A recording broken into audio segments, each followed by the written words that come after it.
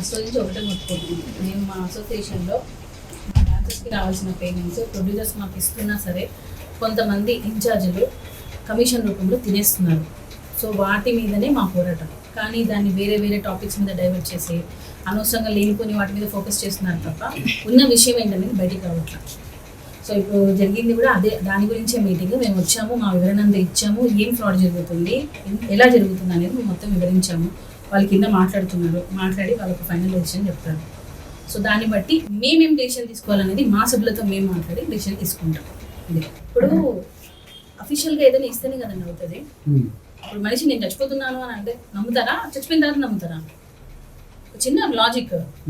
ఇప్పుడు అంటారు ఏది, ఒకవేళ తప్పు చేసిన వాళ్ళతో పని చేయాల్సి వస్తే అలాంటి వారితో పని చేయడం కంటే మనం పదవిలో నుండి వెళ్ళిపోవడం బెటర్ అనే ఆప్షన్ మేము చూస్ చేసుకుంటాం. ఎందుకంటే తప్పు చేసినప్పుడు తప్పు సపోర్ట్ చేయడం కూడా తప్పే అంటున్నాం. సో అలాంటి వారితో పని చేయ అని అంటే ఎలా పని చేస్తారు? సో రాజీనామాలు పెట్టమని మేము ఎవరం అడగలేదు, వాళ్ళే పెట్టారు.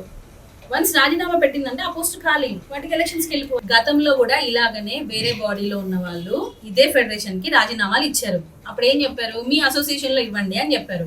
మరి ఇప్పుడు మాత్రం రాజీనామాలు తీసుకొని ఎందుకు మీటింగ్స్ పెడుతున్నారు? నా క్వశ్చన్. గత బాడీ రాజీనామాలు చేశారు, ఇదే 10 మంది రాజీనామాలు చేశారు.